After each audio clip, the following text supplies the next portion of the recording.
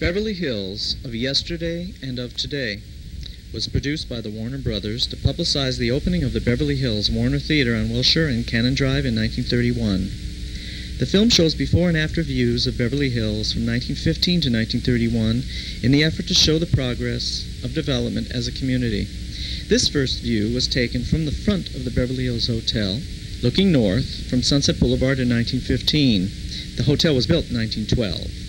Note that the hotel was at that time a resort hotel much like that of Florida or the Bahamas.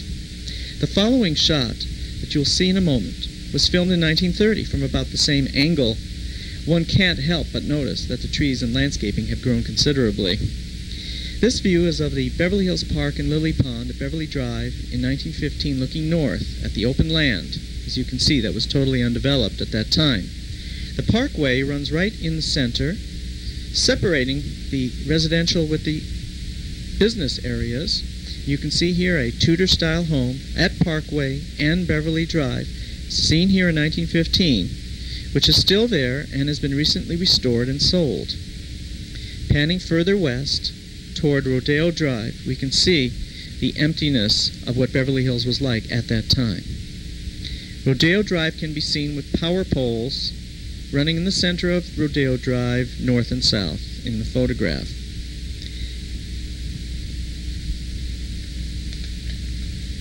Beverly Drive in 1915 was largely a residential area until business took over in the south part of it.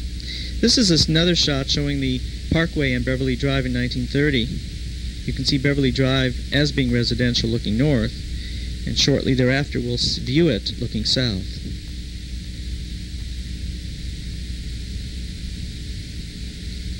This is the corner of Rodeo Drive and Santa Monica Boulevard in 1930. This is Beverly Drive looking south from South Santa Monica Boulevard, showing it in 1915 and again in 1930.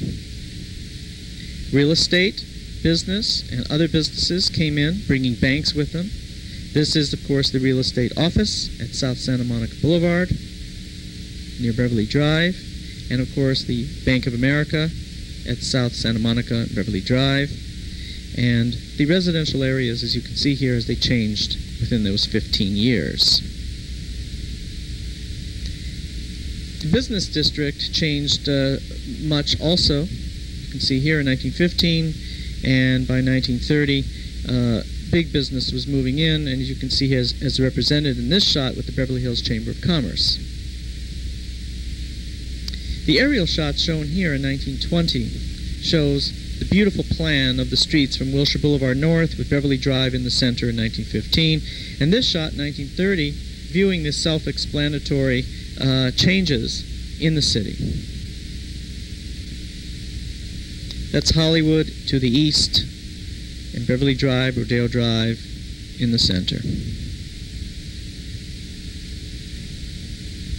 The Beverly Wilshire Hotel, built in 1929 and seen here in 1930, was the crowning jewel on Wilshire Boulevard and Rodeo Drive, highlighting the activity at that time.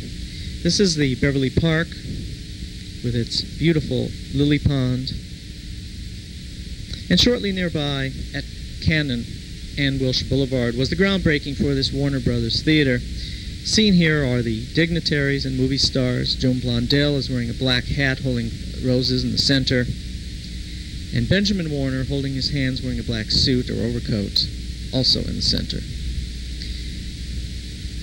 The speeches by the city and Warner officials touted Beverly Hills and its achievements and the logical turn of events culminating in the construction of the Warner Brothers Theater as the city's crowning achievement. The Warner Brothers did bring out a few of the executives from the company, and of course Beverly Hills was represented also in their dignitaries. The Warner Brothers Theater in Beverly Hills would be the second theater built in Beverly Hills, the first being the Beverly Theater at Beverly Drive and Wilshire Boulevard with its unusual dome, Turkish dome, which still exists today. This is Jack Warner Jr., the son of Jack Warner, speaking on behalf of his father and the Warner Brothers, representing, of course, the future generations to view films in this wonderful theater. Other Warner people came. Basically, the three major stars represented as Joan Blondell And coming to the podium next would be Douglas Fairbanks Jr., whose father, Douglas Fairbanks Sr., of course, was one of the first movie stars to live in the city of Beverly Hills. This is Benjamin Warner, the patriarch and father of the Warner Brothers. The groundbreaking ceremony, which would happen right at the corner of Cañon and Wilshire Blvd, was attended by a few of the neighbors.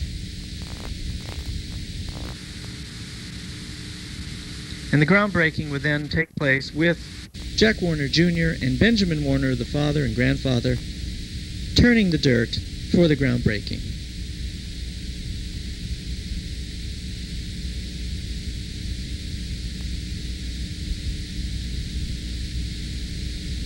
This is Jack Warner Jr.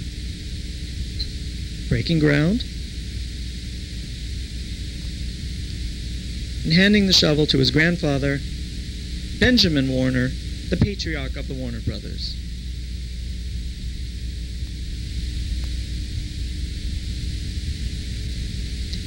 And here it is, the crowning jewel of Wilshire Blvd, the Warner Brothers Beverly Hills Theater, and the banner that's unfinished saying the Warner Brothers Theater, the pride of Beverly Hills, looking east on Wilshire Blvd. And the front of the theater as it appeared in 1931.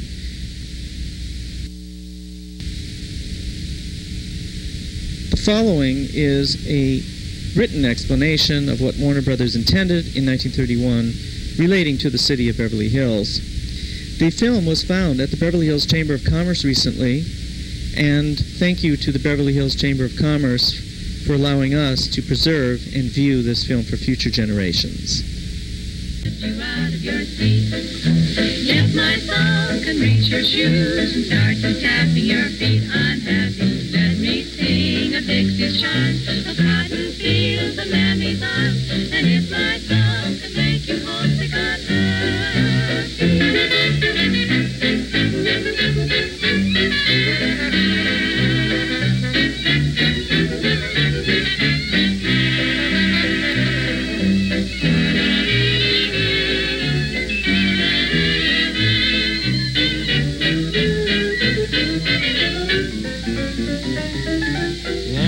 sing a funny song, the crazy words that roll along.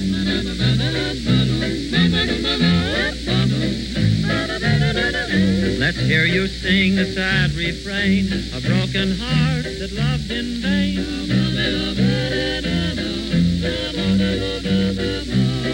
Now how about a low-down blues to lift us out of our seats?